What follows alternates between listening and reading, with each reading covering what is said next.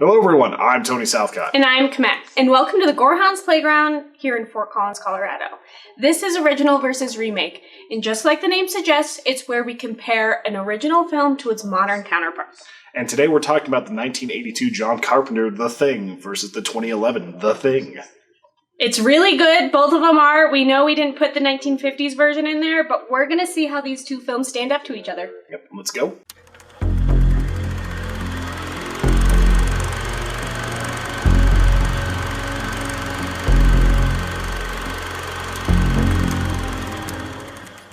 Well, we just got finished watching the 2011 remake of The Thing. Of course, this isn't entirely a original versus remake, because for those of you who do know and for those of you who do not, there's actually a 1950s version of this movie called The Thing from Another Planet. The Thing from Another Planet, and actually the 1980s Thing with Kurt Russell is the remake of that. But we decided to do these two movies because it kind of fits what we're doing a little bit more, and they're just good movies. Yeah. The 1950s one is a little bit cheesy, and it's one of those where you could honestly say that version, or the 80s version, is better than the original. Mm-hmm. But it's one of the, we're also looking at a few different things, because this isn't entirely a remake. Yeah. This is canonically a prequel, but the studios decided to make it a soft reboot so that they could have the title The Thing instead of being The Thing 2 but before, and all these other weird things. Mm-hmm. There's a lot of little weird things that happen with the studio here. It doesn't detract from the fact that I think the 2011 one is a good movie, and a lot of people are going to be mad at us for liking that movie. I'm aware of that. But the 1980s version is perfection for the decade that it was in. Yeah. Don't add us saying this isn't a remake, it's a prequel. We know it. Yeah, we understand that canonically it's there. This is not John Carpenter's story, but it is John Carpenter's story in a lot of ways. Mm-hmm. And technically the other ones aren't John Carpenter's story because it's a 1939 short story called what? Who Goes There? Yeah. Something along those lines. Who Goes There? 1938 it was written by John W. Campbell. Yeah. Who was a golden author, or he was in the golden age of science fiction. Tony even mentioned that he didn't even think science fiction like that existed back then. Oh, but it existed. I just, I don't think of that era whenever it's... I'm sure that's Jules Verne and stuff like that. So there's a crazy era where they're... everybody's trying to get to the moon with cannons and stuff like that. Yeah, exactly. But it's that's not what we're talking about. We are talking squarely about The Thing. Mm-hmm. And let's start with the 1982 version. Let's talk about strengths and weaknesses. Kurt Russell! Yes, Kurt Russell. Huge strength. Huge. Especially because this might be the best movie that he's been a part of. At least for me. I think Overboard is pretty great, but we're not gonna, maybe if you guys want to have a whole thing on Kurt Russell, we can do that, but right now... some would say it's Big Trouble in Little China. Some people really liked him in Hateful Eight. Some people liked him in Bone Tomahawk. We talked a lot about Kurt Russell. We like Kurt Russell. He's actually one of those guys where, as he's getting older, he's kind of, I don't know, I'm respecting everything more. There was a time where I thought he was kind of campy because of stuff like Escape from L.A., Snake and I don't care because I love the things that he does. Mm-hmm. And this is peak him being in a serious role. This is straight up a flat out horror mystery type movie. It is. They start off with an amazing what's going on storyline, and you get little pieces of it, but for the most part, you have no background of what's going on, what's happening, what's going to happen, and you're guessing your way entirely through this movie, and it is amazing. Yep, and this is the era where practical effects were at their peak. This was the Rick Baker era. This is whenever you had, before you even had the option of doing CGI other than rotoscoping to make a lightsaber or something like that. You had to build everything, you had to articulate it, you had to use the puppets, you had to go Alien where everything is just so well made. And that's part of the reason why watching this movie, I watched the 80s version last night. Same here. And I was this is a fucking masterpiece of a movie, especially for its time. There were some things where you could probably do a little bit better now, but for its time, I imagine people left that theater just full on shaken. Mm-hmm. Yeah, and I agree. It's also peak John Carpenter. This is when John Carpenter was pumping out great movies. Love it. I do gotta say, and I'm gonna mention this, I don't think someone who is maybe 14, 15 years old could watch the 1982 version and have the same effect. I feel like we need to seek out some teenagers and be like, look at this. Yeah, because I love it. Obviously, Tony loves it, but I don't think that the physical effects translate to the most modern of times. And there are some that look aged. I will definitely admit that. But there are some other parts, like even whenever it's just like the way some heads are moving when they're disembodied and stuff, it's great. But there's also like lots of little stringy things that look kind of cheap and all that. So like great things and some things that were just a product of the time. And I kind of appreciate that in the 2011 version they tried to keep the whole stringy thing going a little bit, like for a few scenes, and then they kind of like moved away from it. Yeah. But they actually did do some more later whenever it's like rejoining certain parts of it. Well, I think we got to appreciate obviously the effects, but the cinematography that went into making those effects work so well for the movie. They did a lot of backwards filming. Where it's like a thing lashing around a table, and it's like the only way you're going to get that effect is doing it in reverse. Backwards. And I see some stop animation and whatnot, and you have to be an incredibly clever and well-known cinematographer in order to do that well. It's and like they do it very well. It can look so bad if done wrong. And that's one of the things about this movie is like they did the camera angles perfectly so that you're able to have these effects where you don't see the puppets, you don't see a whole lot of like the holes in this thing, and you have an absolutely gruesome body horror movie. Yeah, it is gore. It's gruesome. I think that's a good word for it. And the thing is, I'm not like I can enjoy a body horror movie occasionally. Like, I enjoyed, like, the first Saw to a point. I enjoy some of that stuff. It's not my main thing. I like psychological horror more. But because this does body horror, the psychological horror, and everything together in a very, very strong plot and storyline, like, it makes it so that the body horror never seems gratuitous to me.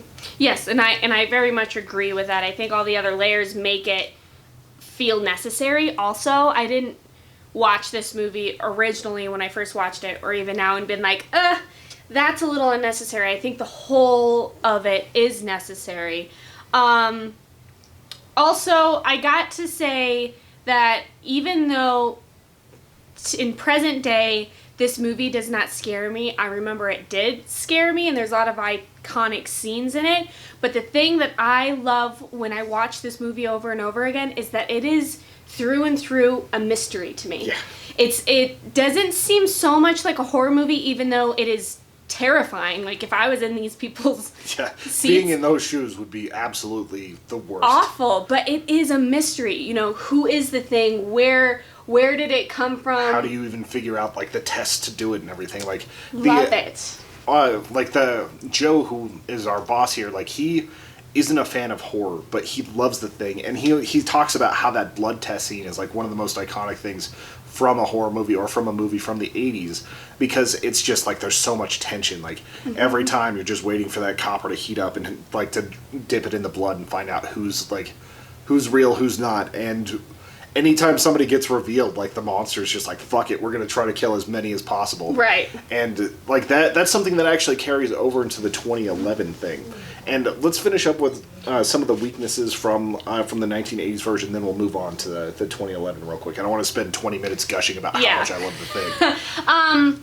The acting, I think, is pretty cheesy, but not in a bad way. I actually think it's pretty genuine, the people being scared, their reactions and everything. I have a big downfall with the original, or the 1982 The Thing. I hate the ending.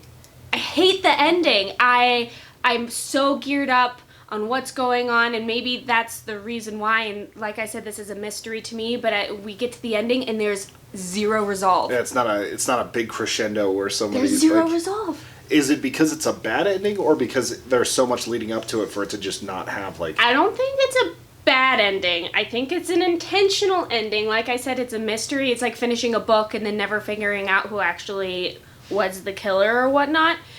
I personally want a little bit more of a tying up of things. Yeah, and the thing that was tied up there is that there were no, like, technical survivors. Yeah. So it's like they accomplished what they set out to do, sort of. Maybe, but not even. Like, you don't even know. That's not even...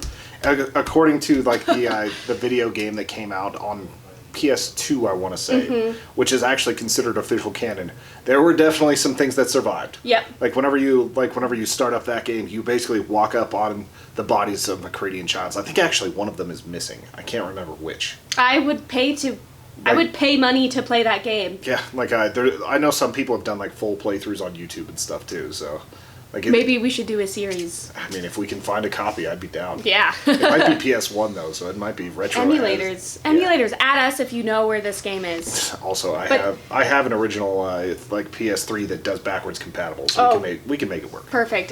So that's my biggest con with it. Do you have any? I disagree a little bit with the acting. I think that's just a product of the time, but like occasionally Child seems a little bit aggro, like more than he would be. Like for guys that have been together on this base for a while, it seems like there'd be a little more cooperation. But I think that's also part of the commentary on this, is that whenever you can't trust who anybody is, like things just disintegrate real quick. I like as far as the ending goes, I like a dark ending whenever it makes sense. And these people are isolated in Antarctica, and to kill this thing, they basically had to give up their lives. So I'm okay with that. I understand that it didn't hold like the full thing for you though. Even if they would have just done a quick shot of maybe them frozen afterwards, like after they'd fallen asleep or whatever, I feel like I would have been a little bit more relieved with Shining. that. Yeah, kind of. But we're just gonna sit here for a while. Yeah. I just want a little bit more. That's all. That's all I'm asking for. I'm kidding. But I gotta say that I adore the 2011 The Thing. Yeah. And I like it.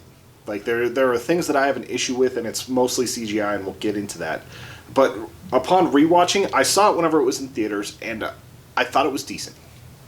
I watched it here, especially right after watching The Thing, and I realized more of what they were trying to go for. And there's a lot of direct homages that are put into the 2011 one that's from the 80s version, like things like whatever it would stutter. But the main thing, and this is something you mentioned earlier, is the attention to detail. I think that that's the thing for me, is that I watch this movie and all I see is an absolute love, like Tony and I feel, for the 1982 version of The Thing.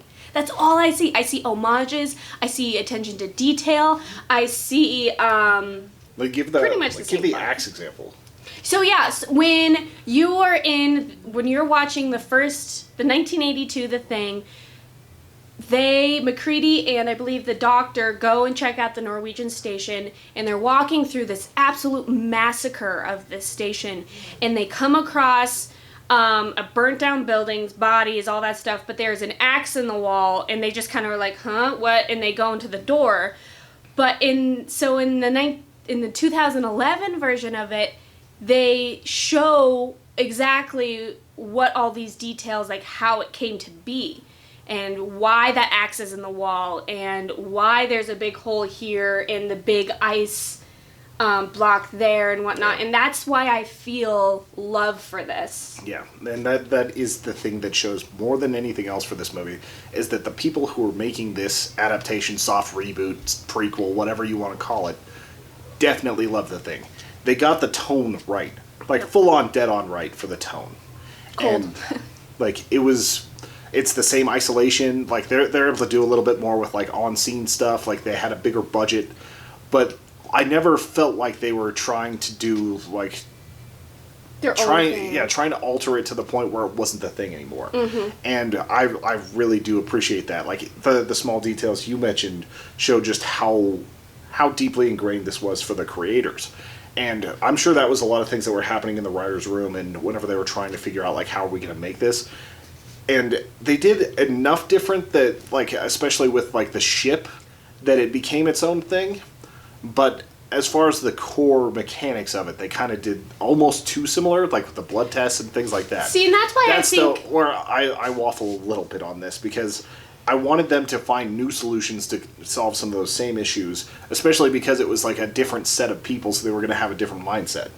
Yeah, but they did. I mean, this is why I think this is closer to a remake than really a prequel, because all the people in the station in the 2011 version go through pretty much the exact same thing that happened in the 1982 version with the dogs and the series of events. But the distrust. I like how it wasn't the blood test. They didn't do the exact same thing that the McCready did. They did the teeth, and that makes sense because it could only do the inorganic, or it could do the organic, not inorganic material. Yeah, and so they did. It was pretty much the same storyline, but they kind of did their own thing, and I really appreciate that. Yeah, I really appreciate that. So, like, it was a lot of the same story beats, and that's why it feels more like a remake, like you were saying. And I was never, like, offended by, like, the storyline, by the dialogue, by the characters, by anything like that. The only thing that truly offended me about this movie is because of some producer's idea that they should use fewer practical effects. And there are practical effects. Like, I was trying to point some out to her beforehand, and I've shown videos on the 5 Facts thing I did for the thing, how different... like the practical effects were versus the CGI effects. And the main reason why you use CGI effects is because for practical, you can't have somebody sprinting down a hallway and articulating and doing all these other things. They wanted a faster version of the thing instead of the stuff that's like mounted to the ground. I understand the want to do that, but a lot of times the reason why the thing looks even, like why it holds up at all today is because you're like looking at what looks like actual tissue. It doesn't look like plastinated always. Like there are some things that look a little bit campy and haven't aged as well, some of the spider legs and things like that. But it just felt like they should have done more practical in this, especially because I showed her a video beforehand of they made the practical effects and they didn't use all of them for this, and that's the thing that bothers me the most. And the only time it looks really bad to me is on the helicopter. The helicopter's pretty bad. I think there's a few in the hallway that are pretty bad. And I agree, but that, for me, the first time I watched this, I wasn't like, oh, that's awful CGI. Obviously, that was quite a bit ago. But that's why I strongly think that the creators of this wouldn't have gone through all of the trouble of actually fabricating all of the special effects just to decide to do CGI. I think somebody... kind of last minute came in and been like, well, the technology kind of says that we should start doing this and maybe it's cheaper, and ultimately they would do it because they wouldn't go through all the work of doing all that just for it to kind of go away. Yeah, and the thing that bothers me so much is they show the forms that they made where like the faces are like stretching apart and you can see the breathing, and they put so much work into these things and then they didn't get to use it. And there are times where you can see where they did the combination and they did it right, because there's not like a weird sheen to the CGI stuff. Like there's a part in the hallway where it probably is the best of the major giant like creatures, where it's like on its back and it's doing a weird walk, and the torso and the heads are reeling on a track, and then the arms and everything are added in. And that's the proper way, in my opinion, that you do CGI for a monster movie, is you use it to touch up and add things that can't be there, that are uncanny valley and hurt the movement, but you make the basis of it real. Like, if you look at some of the best moments from Breaking Bad, like, I won't say anything about, like, who or what, like, whenever you see part of somebody's face gone, it's because, like, they put so much practical effects and then just a few spots with blue screen so that they could edit in the depth later. And whenever we're talking about the helicopter scene, they actually had a model where the face splits open and you see parts of the brain and you see all this other stuff. And that model would have looked so much better than the strangeness that happened there, where it was just a little too uncanny valley. If you're wanting to look at what we saw, we'll put the link for the video down below in the description, just so you all can see, and I think you'll agree with us, that they put love and they put time and effort into this, and I think somebody else just came and decided. Yeah. And it doesn't make the movie bad. No. Like, it's a nitpick that I have because I love the original. And I don't mind it at all. I don't think it took away anything. I just would love to have seen all that love go into this. Also, my dream growing up was to be one of the people making those special effects, so it's also something that I felt dear for a long time. It's part of his soul. Yeah. I do gotta say something that I loved about the 2011 version, and one of the reasons why I liked also the 1982 is that the 2011 told the story that we didn't get. It told all of that. Like I said, like we were talking about with the little details and everything, you actually get to find out how and what happened to this base and to all these people and why this manic Norwegian shows up at the very beginning of the thing and is shooting at this dog. You know, and I love that. Yeah. I love that. And part of the reason why I love like the 82 thing is because you get a little bit of that mystery and they're having to figure it out secondhand. But once you know all that, you're still curious and you want to figure it out. So it's cool to go back and see that. Yeah. Like there's aspects that I like for both. Mm-hmm. Like what did you think of the stuff on the ship? I liked the special effects on it. Yeah. I thought it was cool. I thought it was interesting. I think all the other bits of it was their homage. And then this was kind of like, we get to play around with this. We have to have some original ideas. Yeah, that's the most differentiating factor here, because the stuff that's on the base feels a lot like the original of the thing. The stuff that's in the spaceship is entirely for the remake. And I like that. Yeah. And it's like adding an extra flavor to your favorite dish, kind of. Yeah, and like the only thing I didn't like about it is like the grenades are not that strong. A grenade would not blow up an alien ship. Grenades are one of the most disappointing things in the world if you've ever gotten to see what exploded. I thought she did it in the like source, and it's like no, it went into the mouth of the guy, and then he blew up, and it was close enough that it blew up the other thing. Mm. But if you were to throw a grenade in this, like in the room we're in right now, yeah, it's like it's not even fire. It's just like I think that was maybe that was an incendiary. It could be incendiary. It could be stuff like that. That's once again, I'm a little bit nitpicky about that sort of thing. I liked seeing the inside of the ship. I like that gave me like alien vibes, like from the original Alien movie. Like there's some really cool stuff there. Like there's some weird little stuff that doesn't make sense, but like having an end boss type thing felt pretty good, and that reflected back on the 82 thing as well, where they had the giant like thing at the end. So yeah, you kind of needed that. I do have a nitpick, is that I feel like as time progresses with both of the movies, actually, and I'm going to say this for both of them, the assimilation process quickens, and then you stop getting ripped clothing and this huge bloody mess and all that stuff. For example, the end of 2011 when what was his name? Earring Man. Taron Egerton. No, not him. Taron is not his name. Yeah, it's the Egerton from this movie. Yeah, he gets assimilated inside the alien ship really quickly. And it's a perfect copy. Yeah. Like, it's not even something that, like... He's not sick at all like the other ones, and... Like, it seems like it took more time, and this happened with both movies. Mm-hmm. Like, where it's a long time coming in, it's a slow burn, and then it's like all of a sudden it's just popping up everywhere that everybody's a perfect copy. And there might be explanations for that, such as, like, if you've got, like... If they're infected and it's a higher being and they're able to move things faster, but it's also like because they don't want to have to be patient with the movie anymore a little bit, so it's a little bit they need more convenient writing. Yeah, and that twist did not bother me at all. No, I thought that was liked it. Yeah, I liked the way like she found out. I liked the way it was revealed. Mm-hmm. Like it made sense, and it's good filmmaking as far as showing that sort of a thing. I agree. And that's something where it's like it's more plot convenience than it is like anything else. It's like Game of Thrones and how fast they travel now. Yeah.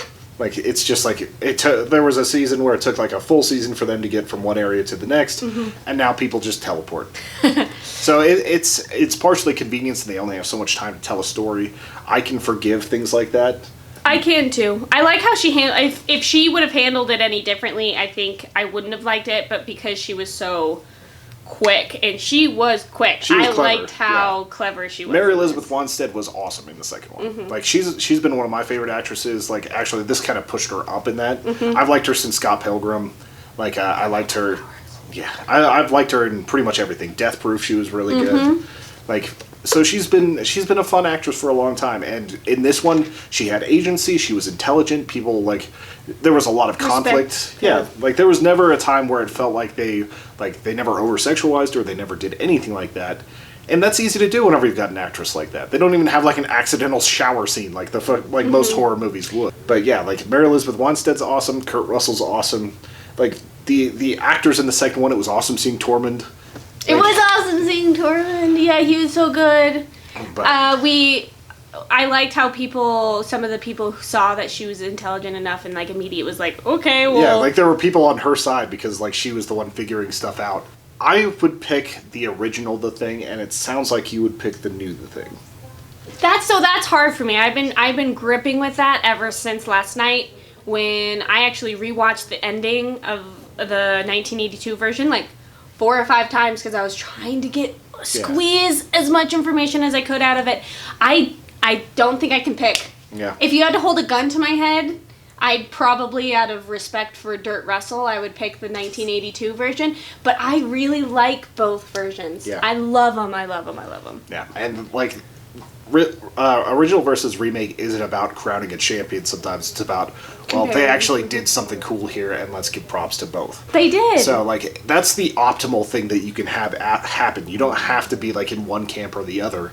You can actually just enjoy them for what they are. Mm-hmm. And I think that they did a good enough job with the 2011 thing that it's not making the other one worse. It's just adding to the lore of this world.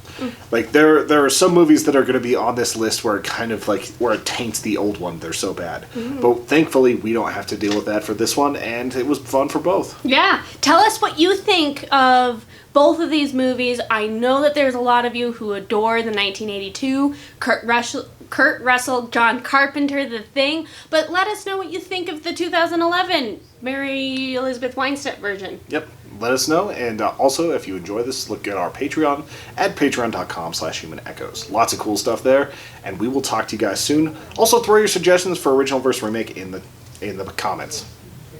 Thanks, bye. Bye.